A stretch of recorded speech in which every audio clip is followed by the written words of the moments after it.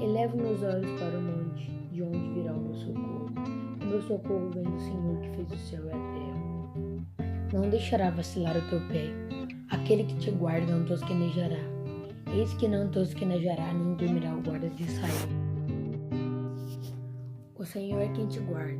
O Senhor é a tua sombra à tua direita.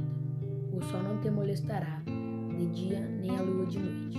O Senhor te guardará de todo mal. Ele guardará a tua alma. O Senhor guardará a tua entrada e a tua saída, desde agora